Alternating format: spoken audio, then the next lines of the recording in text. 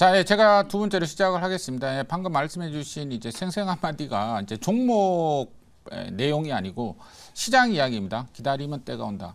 우리가 이제 실전에서 주식 매매할 때 이 하루에 한 종목이라도 매매를 안 하면 막 그죠? 막 신경질이 나는 그러신 분들이 많은데 자기가 세운 매매 기법으로 종목이 안 보이면 그거는 시장이 하락하는 거라고 생각하고 잠시 쉬는 것도 좋습니다. 그런데 그 쉬는 게 있잖아요. 뭐 한 달 내내 쉬는 게 아니라 하루 이틀 쉬면 정말 좋은 그 찬스가 오는 종목들이 많이 나오거든요. 그래서 매일매일 그렇게 강압적으로 매매하지 마시고 잘 안 보이면 쉬는 것도 좋다. 이렇게 좀 이야기 드려보도록 할게요. 왜 제가 이 말씀 드리냐면 종목이 잘 안 보입니다. 안 보이고 예를 들어서 뭐 2차전지 뭐 오늘 에코프로 하나 올랐지 2차전지 살만한 게 없잖아요. 반도체, 이수페타시스, 한미반도체 뭐 다 죽었습니다. 다 죽었고 일단 많이 떨어지기는 떨어졌기 때문에 뭐 중기로 보고 매수는 할 수 있지만 좀 느리죠. 그다음에 제약바이오, 제약바이오는 오늘 다 급락 나왔잖아요. 그리고 별 할 게 없다. 그리고 뭐 의료 AI 오늘 다 급락 나왔잖아요. 그러니까 그런 종목들은 이제 한 40% 떨어지면은 매수를 할 만하고 나머지는 할 게 없는 거예요. 할 게 없는 그 틈을 타가지고 제가 어제 이야기 드린 그 통신 같은 거 그죠? 솔리드 이런 것들이 간혹 한 개, 두 개 테마는 나옵니다. 오늘 같은 경우는 저기 뭐야 어제 그 전립선 암 치료기 그쪽 테마가 또 붙었잖아요. 거의 옛날에 초전도체 테마하고 비슷하거든요.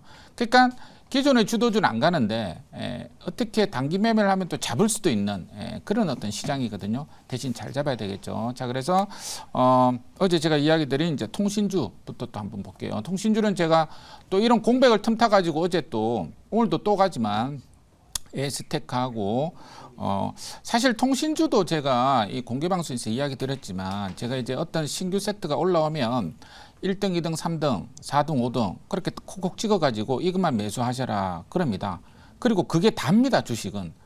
딴 거 뭐 설명할 필요도 없습니다. 그러니까 첫날 처음 딱 올라갔을 때 세력들은 선택을 하게 돼요. 이 종목이 1등이다, 2등이다, 3등이다, 4등이다.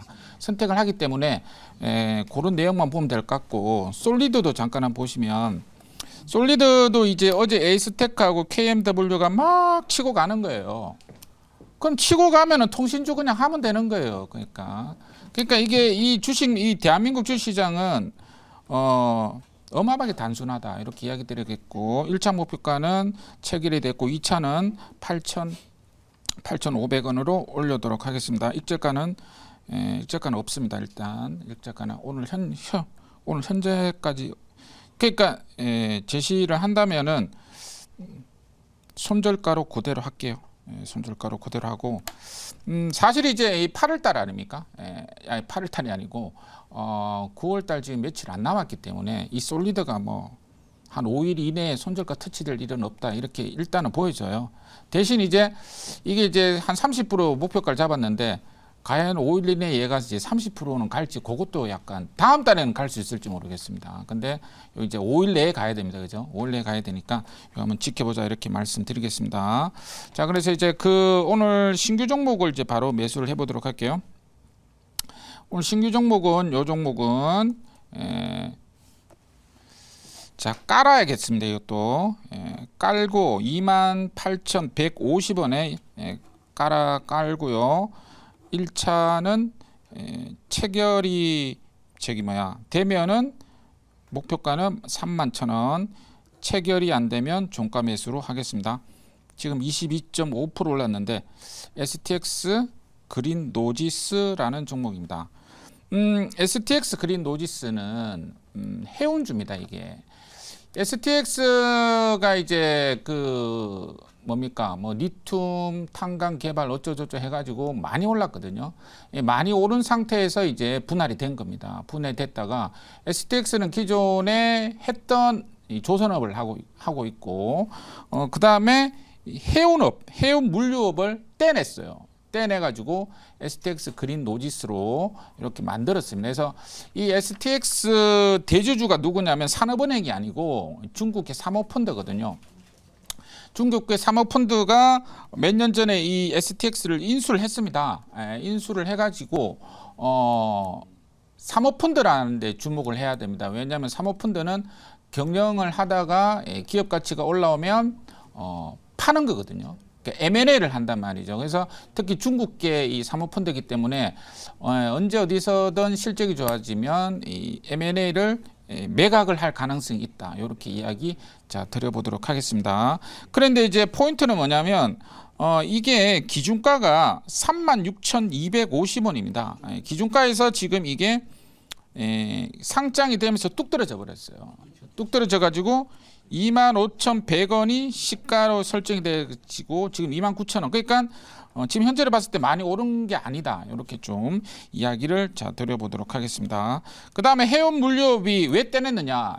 요거 해운물류업이 요게 이제 2019년도는 당기 순시 조금 이따 좀 이야기 드리겠지만 한 100억 정도가 났어요. 해운업 자체는. 그런데 2000년도에는 오히려 11억 흑자가 났거든요. 그러니까 이게 어떻게 보면은 약간 또 알짜배기 회사거든요. 해운업만 따로 떼내가지고 알짜배기 회사고, 그 다음에 해운주를 이렇게 차트 좀 같이 보면 오늘 이제 펜오션이라는 종목이 얘가 오늘 또 공백을 틈타가지고 10% 올랐습니다. 그러니까 무슨 말이냐면 통신 그동안 이제 비주류로 그동안 엄청나게 시장의 소외를 받았던 그런 이 테마주라기보다 그런 업종들을 한번 득 땡깁니다. 그리고 에이스테크 같은 경우는요, 이게 저점에서 100%가 넘었습니다. 이거 순식간에. 요거 그러니까 이제 에이스테크 같은 경우는 제가 그 바닥에서 올라올 때 어떤 공시가 나왔냐면 소수 계좌, 집중 계좌 종목으로 이게 투자 주의가 걸리려고 그런 종목이거든요. 이게 무슨 말이냐면 이렇게 짜잘한 종목들 있죠. 소수 계좌로 배팅 들어오고 급등시켜 놓고 팔아먹고 지금 이런 케이스가 되게 많단 말이죠. 그러니까 기존의 어떤 주류 섹터가 아니고 한동안 정말 갈까 이런 어떤 이 업종들을 급등을 시키고 있거든요. 그 틈새를 타가지고 배팅을 하자 이렇게 이야기 드리겠고, 오늘 펜오션도 보세요. 이 무거운 종목이 10% 같이 땡겼죠. 그 다음에 HMM도 보시면 무겁단 말이에요. 근데 오늘 또 저 바닥에서 좀 올라오고 있죠. 뭐 많이는 오른 건 아닌데, 그 다음에 또 대한해운도 있습니다. 대한해운도 오늘 6% 올랐잖아요. 그죠? 바닥에서 오르고 있죠. 그러니까 다시 한번 이야기 드리면 그동안 참 몇 년 동안 잘 안 갔던 종목을 땡기고 있다. 이렇게 보여집니다. 그런데 일반 개인 투자들 보기에는 이 손이 잘 안 갑니다. 한미 반도체 살까요? 그런 질문밖에 안 해요. 지금 잘. 에코프로 어디까지 빼면 살까요? 그런 질문 잘 안 되고, 통신이나 해운주는 손이 잘 안 갑니다. 안 가는데 지금 그런 걸 땡기고 있으니까 보이는 대로 배팅을 해야 됩니다. 지금. 그러니까 한두 개 테마주는 나오니까 그리고 소수 계좌로 집중 배팅이 지금 우리 세력들이 하고 있기 때문에 한미 반도체나 그런 게 쫓지 말고 일단은 이쪽으로 매매를 하자, 이렇게 이야기 드려보도록 하겠습니다. 그래서 준비된 자료 뭐 잠깐 한번 보시면, 요게 이제 이 포인트는 역시 실적인데 보시면 이거 STX 해운을 이제 분할되기 직전에 떼낸 실적만 이렇게 내놓은 겁니다. 그래서 보시면 197억, 320억, 379억, 매출액이 340억. 자, 이렇게 쭉쭉쭉 이렇게 나오고 있죠. 그래서 올 상반기에도 또 실적이 이렇게 또 나오고 있고 100억 정도 나오고 있고, 그러니까 흑자 전환이 돼가지고 최근에 해운주들 강세에 힘입어 가지고 또 올라갈 가능성이 충분히 있다. 이렇게 또 이야기를 들어보도록 하고요. 나중에 또 방금 이야기 드린 중국계 사모펀드의 M&A 이슈까지 또 불거질 가능성이 또 있기 때문에 지금 잘 지켜보자, 이렇게 말씀드리겠고, 해운주 손이 잘 안 갑니다. 그죠?